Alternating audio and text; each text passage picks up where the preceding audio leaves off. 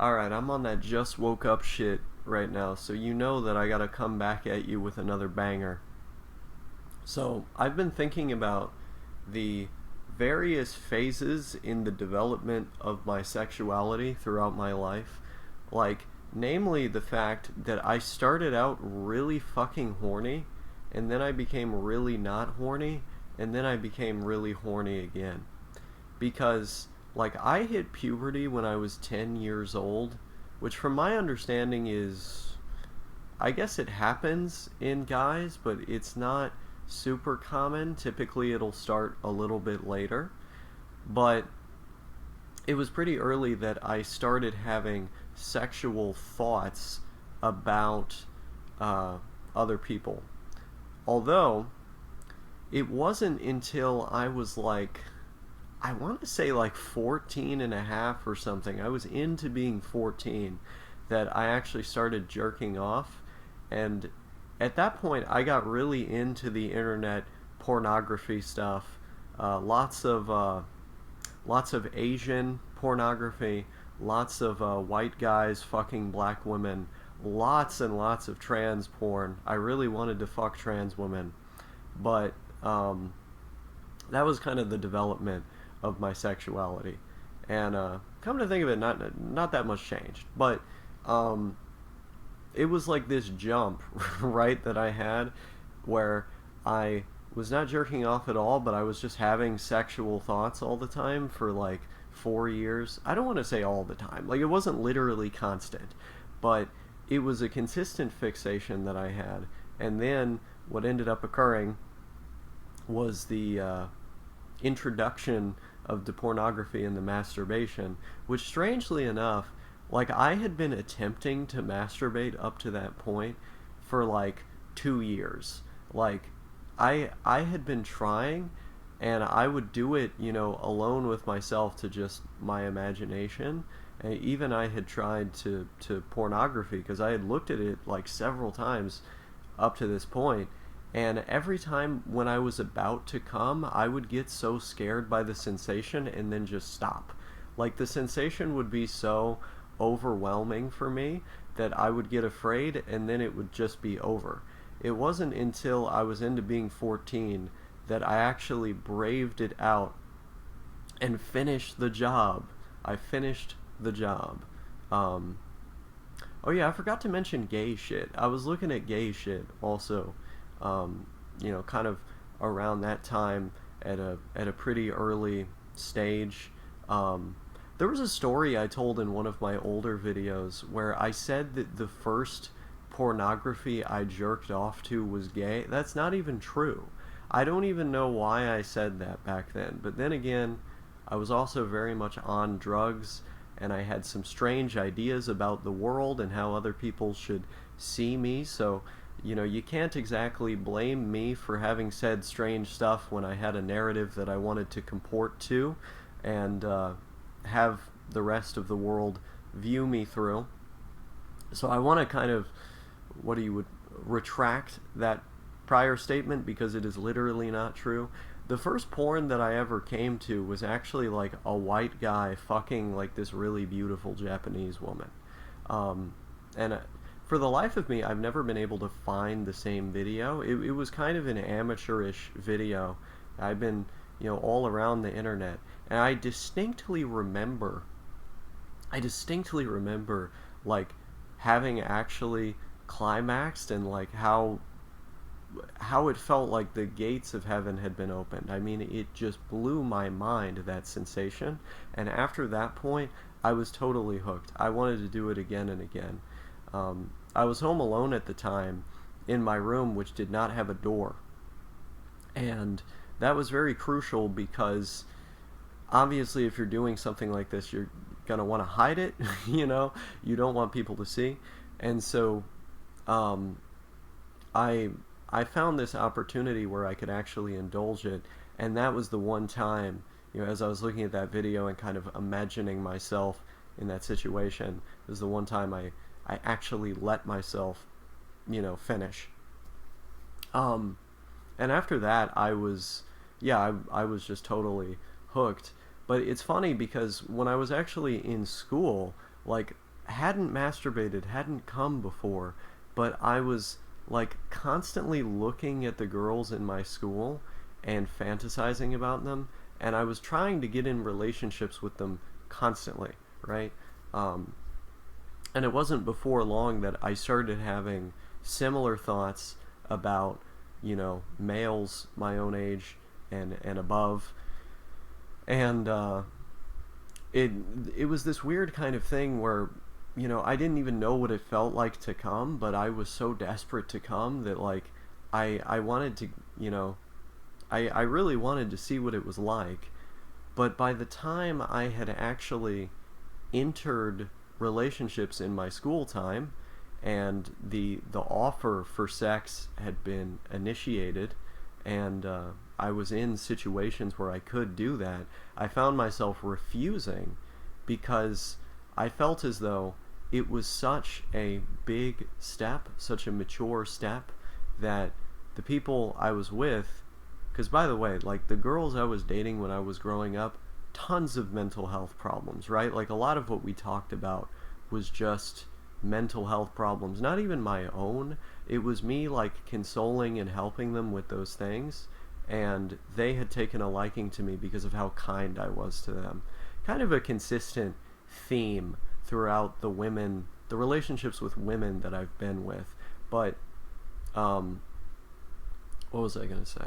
Oh yeah.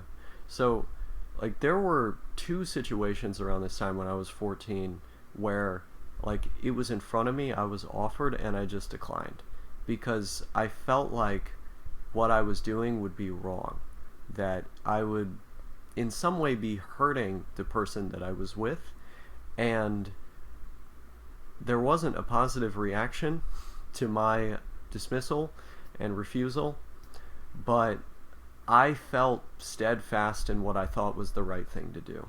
And a similar situation actually happened later on when I was 16, when I was with this Latina girl. I also thought that she wasn't really ready for that situation, and I had declined her, and I got a similarly kind of angry reaction, but I felt like I was doing the right thing by waiting.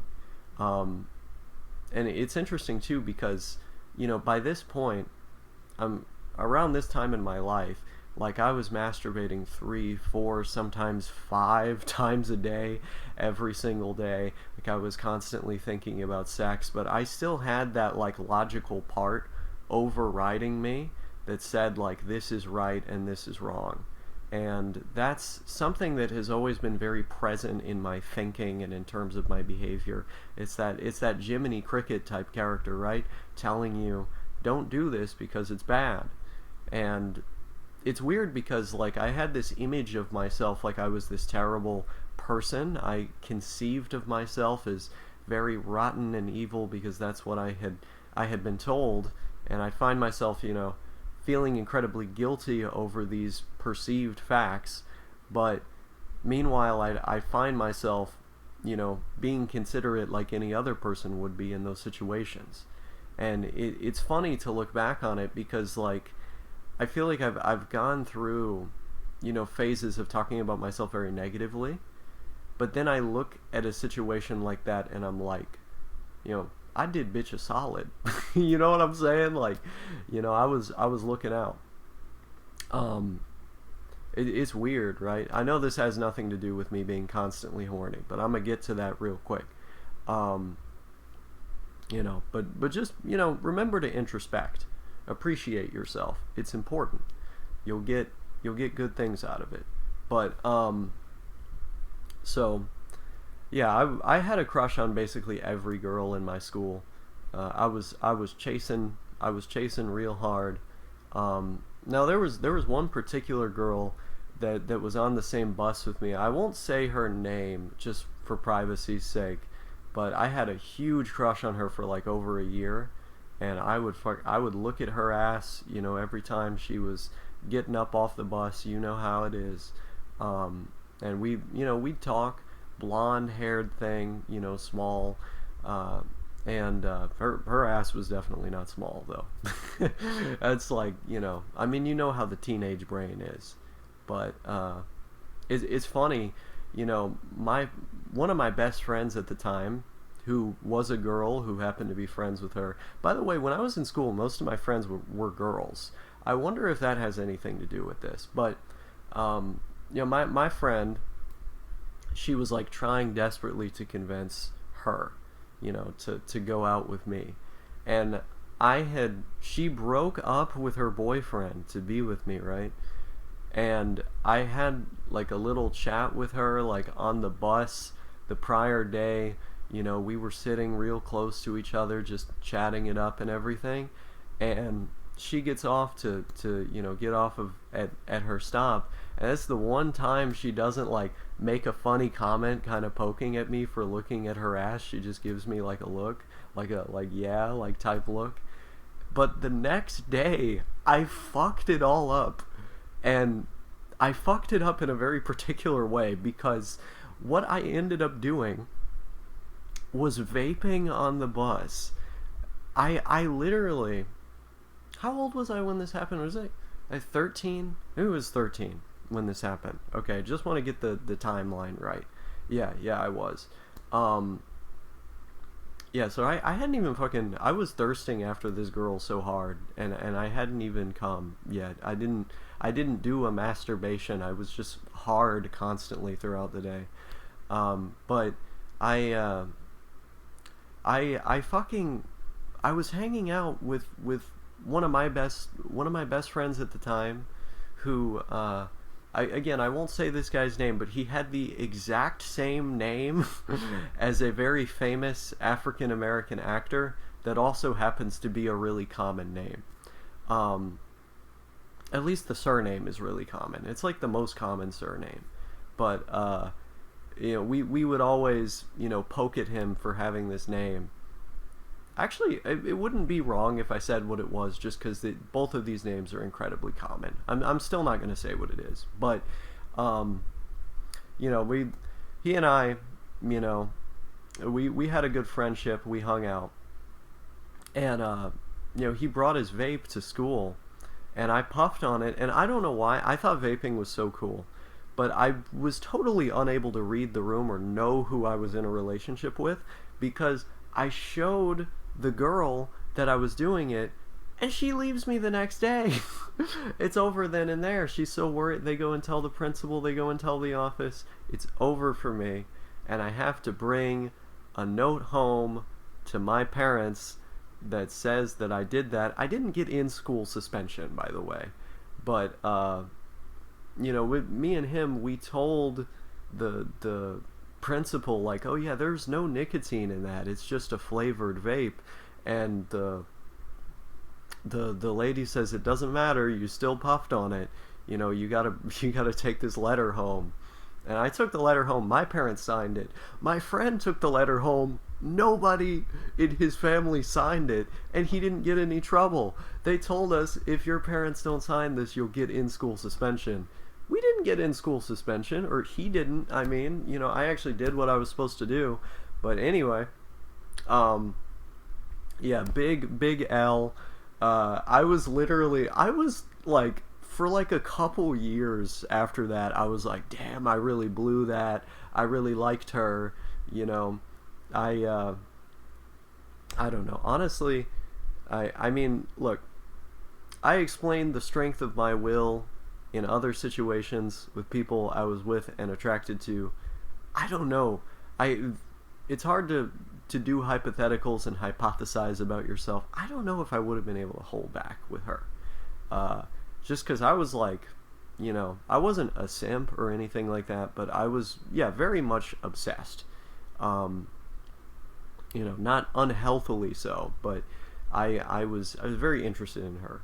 And in my adolescent years, for like 1 or 2 years after that, I was like, damn, I blew that shit and really regretted it.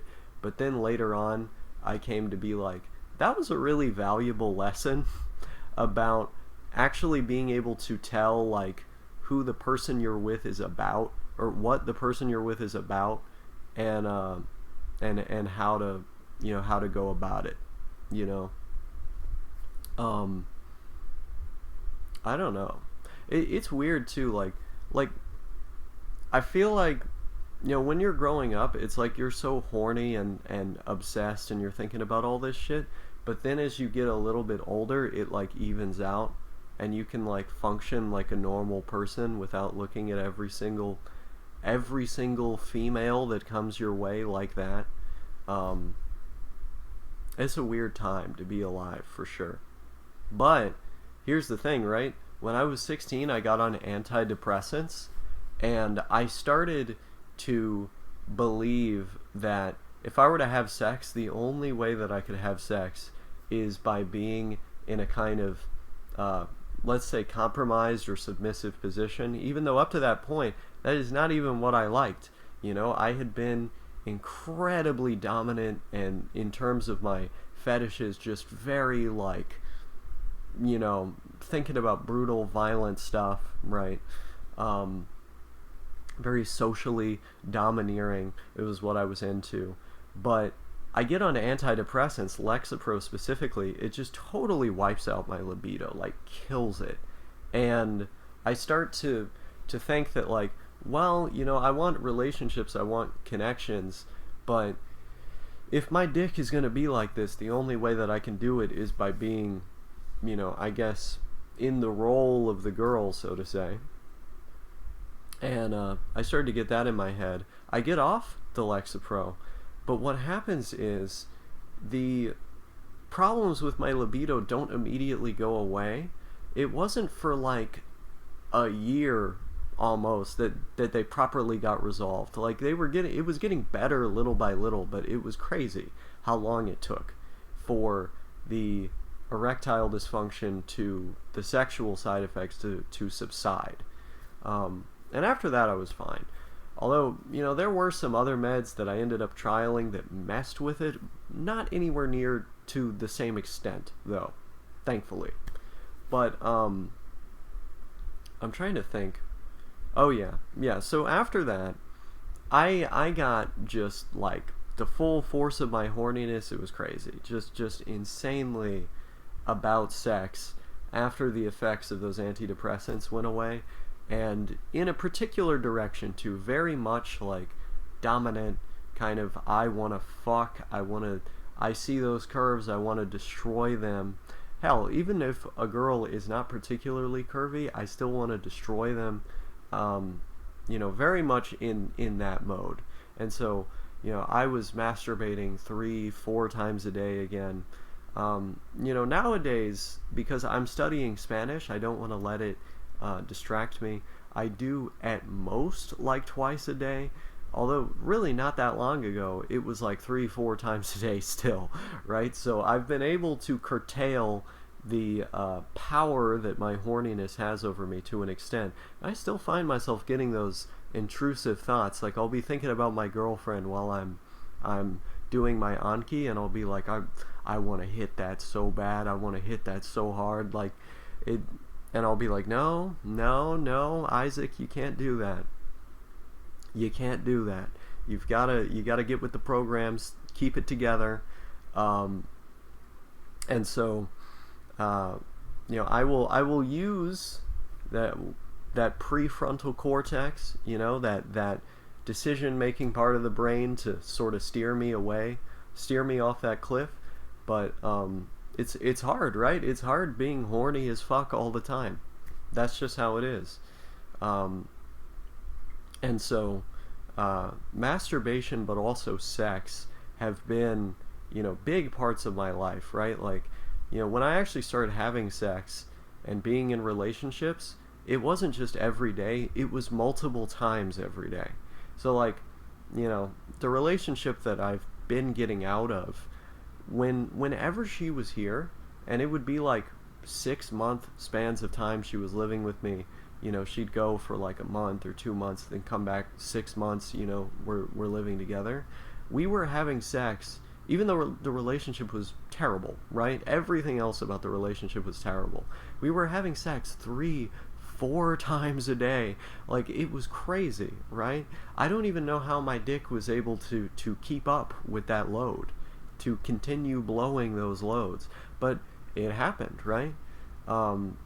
Because I am constantly horny. And so I, like, even when we weren't having sex, like, I was constantly looking at her and feeling her up and, giving her that visceral kind of affection. And I think it's actually kind of a love language for me. The bodies coming together in this manner, or the fixation on bodies, this is like one of the main ways that I express love. And I don't really know why it's like this, like, not just in me, but in, like, the human, right? Like, for me, one of the biggest ways I can say I love you, I want you, I want my soul to intertwine with your soul. I want to devour you with my heart. Is to have sex, or just to fucking feel them up as much as I can. And it's like, if somebody's not down with that, I can certainly resist and do things a different way. But I think that, if that were to happen a lot, like, I would enter a bad state of mind. Let's just say, like, I would start to feel unloved, I think, because it's like almost like I view my heart like intrinsically connected to my dick. So an essential way for me to express my feelings is through this kind of overtly affectionate, intimate behavior. And I get very passionate in the bedroom too, just trying to love on all the different parts, paying close attention to, all the different things about how the other person is feeling, and just wanting to just worship every single part of their body, very, very quickly, very roughly. This is like, when I say essential part about how I love, I mean essential part about how I love. It's like, sometimes when I am just thinking about how I feel about someone I'm affectionate towards, someone I am in love with, have romantic feelings towards, I will just get hard. Like, not even thinking about their stack, their rack, not even fucking thinking about their ass or their skin or feet or whatever, like, just, or their face. I'm sure other people have said this, but the first time I ever heard this was when I said it, was that I like to tell girls that they have a fuckable face. If they're into that, if I can pick up on them being into that, it's like, okay, time to speak my mind here. But what was I gonna say? Obviously, I'm not gonna make comments like that about anyone now, because I'm in a committed relationship. But I'm trying to remember, where was I? I started talking about, see, that's the thing, my mind drifted off because I started thinking about somebody I know who has a really fuckable face, that I happen to be in a relationship with. But anyway, God, I literally lost my train of thought because of that. That's crazy. I mean, it's not crazy because I'm very used to this, but see, I'm like still flustered. I'm like trying to collect my thoughts. Okay, I remember what I was gonna say now.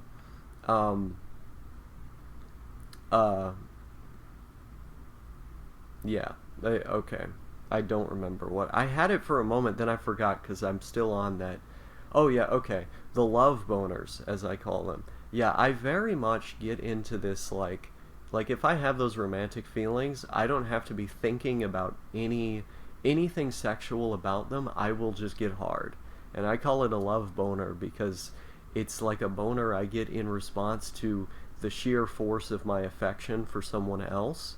And that, I feel like that's an important component to this, to me explaining this, because like I am a very sentimental and emotional person. I've fallen in love many times, and a lot of those times have ended in miserable failure. because they just weren't the right people for me. But with each time, I genuinely wanted it to work out, and I didn't want to give up, you know. And I think it's because of this kind of sentimental nature that I have, and how emotional I am, the strength of my feelings, and I view the sexuality of it as just another part of that, right? Like I become very intuitively fascinated with people's essence, with their thusness, the things that make them them on some fundamental level that don't really change. Like, even if they change, like, those things stay the same throughout each successive iteration of that person. And I find myself seeing the beauty in those things and obsessing over them, and then wanting to show them the strength of my feelings and my love of their thusness, their essence, in whatever way I possibly can. And that shows itself manifestly in the form of horniness much of the time, right? Like the fixation on bodies and bodies intertwining, connecting with one another, consummating their love. It's huge. It's huge for me. And I can't just narrow that down to me being horny writ large. Of course, that's a component to this, but also it is a component. Another component of this is how emotionally I view other people, and the extent to which I find myself loving them and who they are. There are times when I've masturbated merely to the thought of how someone made me feel, like how they were able to make me feel, like, emotionally. There are times when I've masturbated, like, just having texted somebody, not even seeing their face, just liking their vibe and feeling their essence, when I've masturbated to the thought of them. So, I mean, you sort of see, like, I am a deeply emotional person. And that used to get me in trouble when I was growing up. Like, it used to be very hard to deal with. But as I've gotten older, I've come to have a much healthier understanding of myself and of these things, and to emphasize the positive things which can come out of this, the positive aspects, and kind of minimize the damage that can happen to oneself through having this perspective on the world and feeling things in this way. And that's been a great thing too. I feel like, self-improvement is all about becoming who you are, but in particular becoming the best version of who you are. And not to say I'm there yet, certainly not, but it's the trajectory that I'm on. And I think by being able to articulate and analyze something like this, I'm indicating what stage of this journey I'm on. And hopefully that can inspire some of you to reflect in the same way, and continue on your own personal journeys, and actively seek love for the world, for life, for individuals, wherever you can, to seek improvement wherever you can, and to stay based and stay positive, because that's real right there. Based positivity, as purported by the philosopher king, unironically, Lil B. We're all about that. We're all about the love for life and for humanity over here on the OsakaSyndrome channel. And that's why I'm constantly horny.